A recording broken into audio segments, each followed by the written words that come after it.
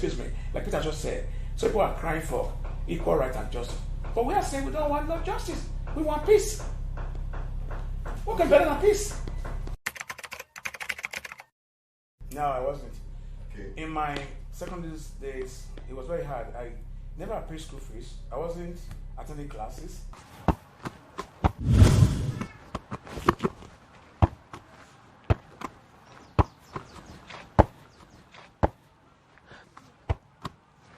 Osagie. Good afternoon, sir. Why have you not been in school? Sir, my father said he does not have money. He said I should stop. Your father said he does not have money to stop. Yes, sir. As brilliant as you are, it is quite unfortunate.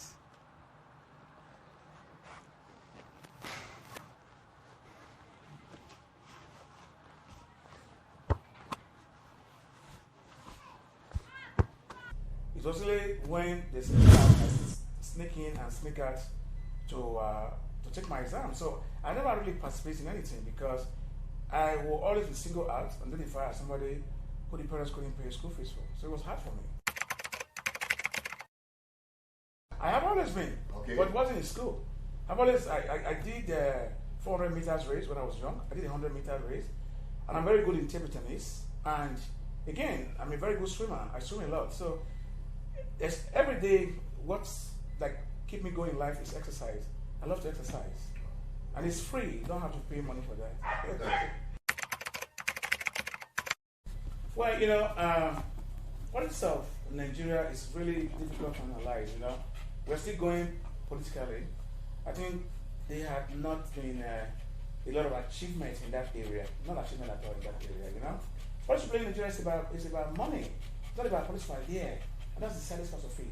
And that's why I am currently doing something in my foundation, creating an awareness that in order for anybody who's over 18 years to be able to work in post office, to be able to join the military, to be able to work in any federal parastatals, he has to vote, having the power to vote. Because those who put us in these conditions, they are 3%.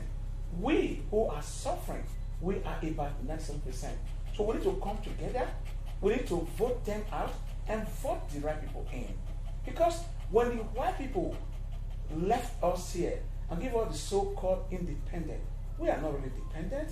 The black people have become the slave master. So they serve themselves. Today we have no roads. Today we have no electricity. Today we have no hospitals. Today, we are not good police force. Today, we still celebrate a governor giving you a borehole.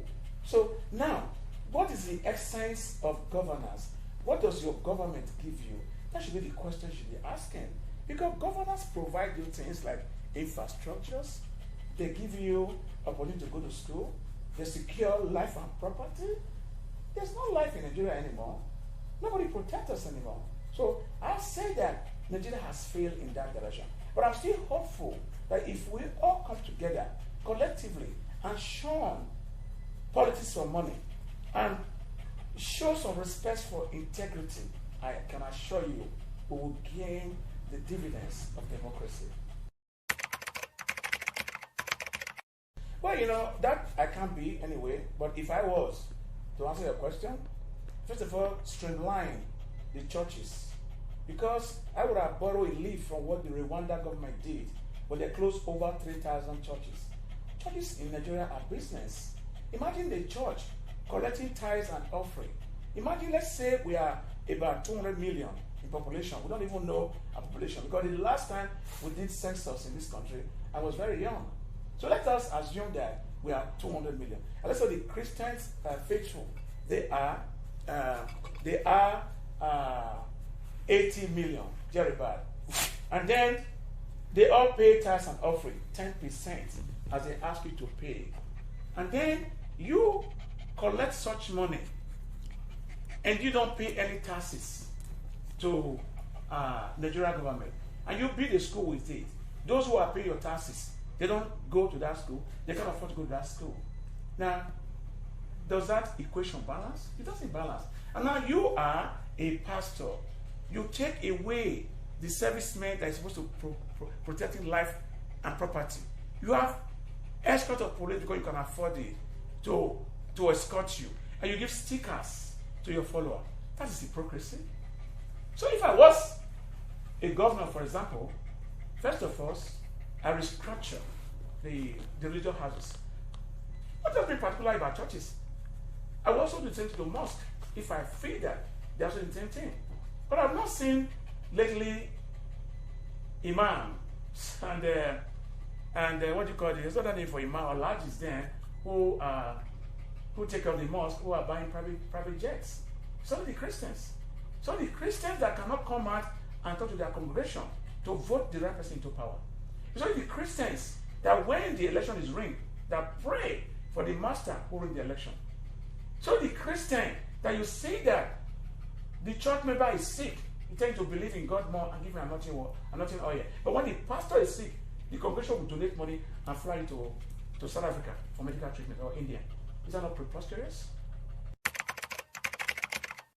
No, I never had the opportunity. As a matter of fact, my mother believed in God, but she believed in Africa traditional religion. Okay? And she so believed in it that she taught me that. And I believe in that African religion too. So I was doing it with them.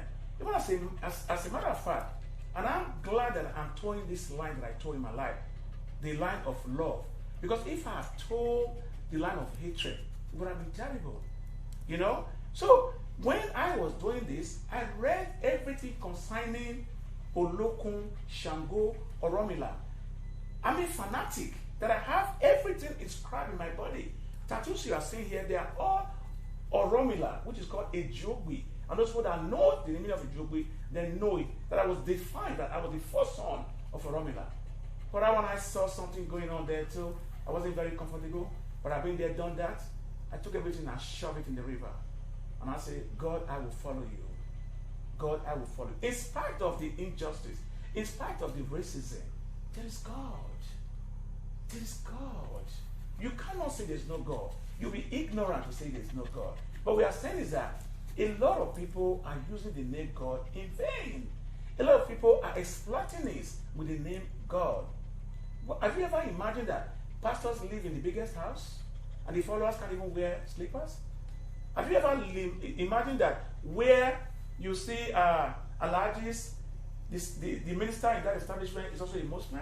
It's all showboat. But that doesn't mean there's no God. And that doesn't mean there's no true men of God. Because I've told you previously, they say, touch not my anointed and do my prophet no harm. So I'm not here to lambrance, to say something that will be derogating to the real men of God, But I'm here to educate those gullible people, especially women who are seeking power, especially men who have become infinitesimal, to believe more in God but believe less in men. And don't put that sticker in your car. Tell them to give it to the police and put the sticker in your car. They are real men of God. Like, no, see, oh God, this is for you, Majek Fashek. May your soul rest in peace. You know, Majek was spiritual. Because I've been in both sides, I am spiritual. I'm not religious. I'm a very spiritual person. I see things before they happen. Okay? So there's difference between being religious and being spiritual. Okay? When you go to ATRO, incantation is about spirituality. When you go to Christian side, it's about religious. So there's difference between the both. Okay? But in all, the mind is the ultimate conception. That's what we call Eholor. And when I was growing up, I've sung this before. I can help you again. You can listen to it. I don't have the best voice, but it's very sweet, and I can translate it to you. We'd like to hear you sing, sir. Yes. You see, because my mother, at the time we were growing up, we had asked her the same question you're asking me. Why do you prefer ATRO than going to church? She would say, sit down, my son. She would say, Yayo, Yaya mama my gbera Yayo, Opia Yayi, Ohwa Yayi, Yayo. Mother, why do you always like singing a song? My child, salvation is a thing of the mind. It is your belief that will heal you. So tell me, what is your belief, my child? Mother, I don't understand. Don't worry. When you grow older, you will understand. You play.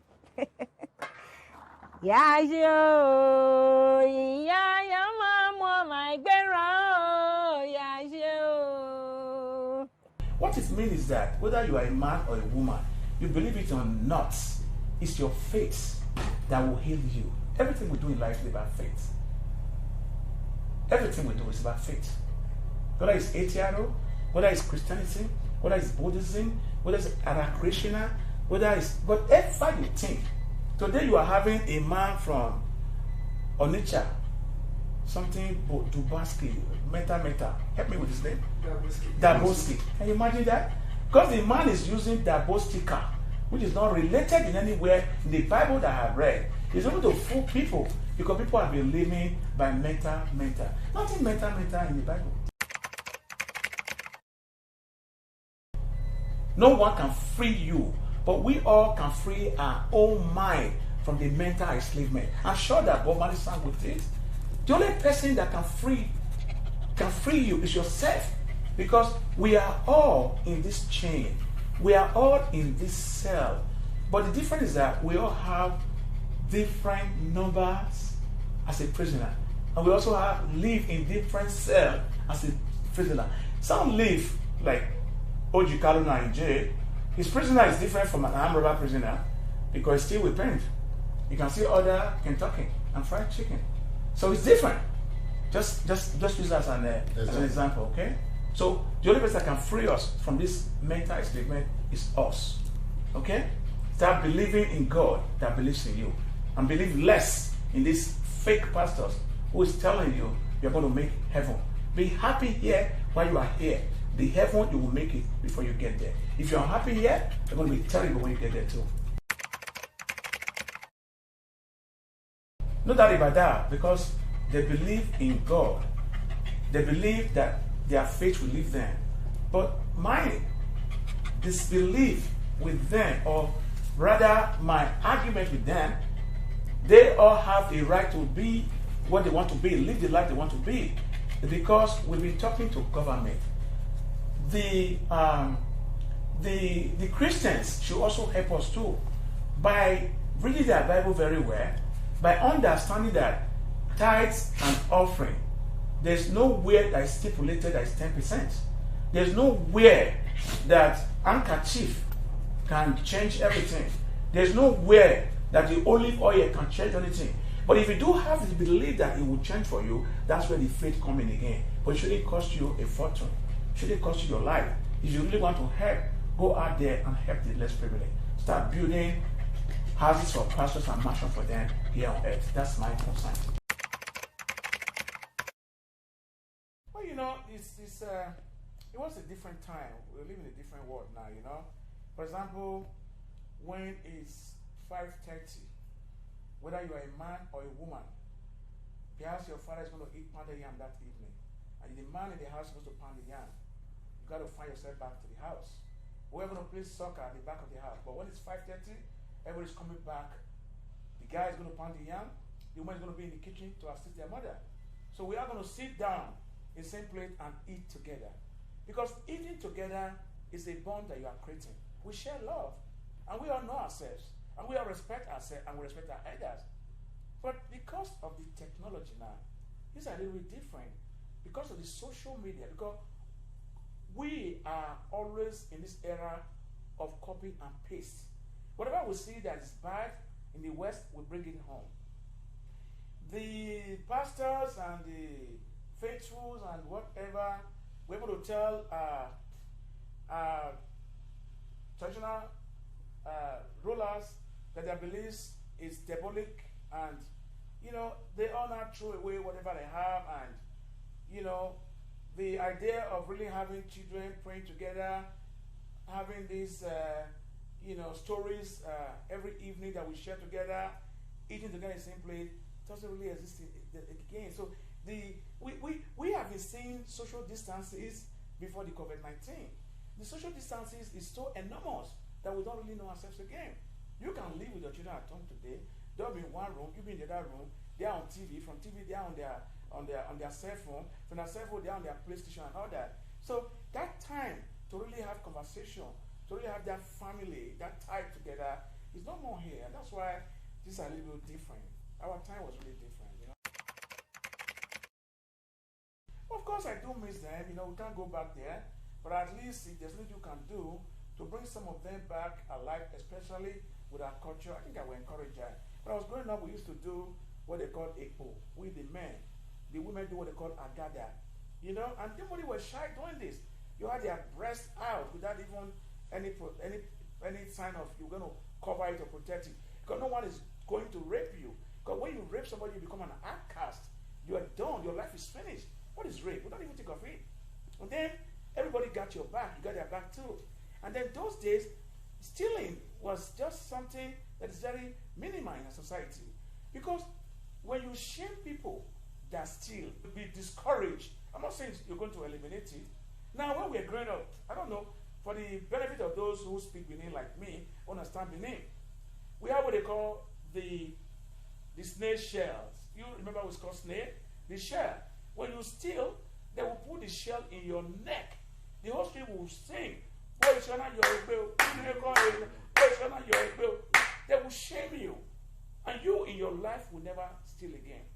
But today when you steal, you give 10% to the church. And then you go to your village, they give you chieftain's title. So everybody now think that stealing is is very profitable. Even now, people don't even steal goat again. They're still human beings. They call it kidnapping. Is that not retrogression? It is.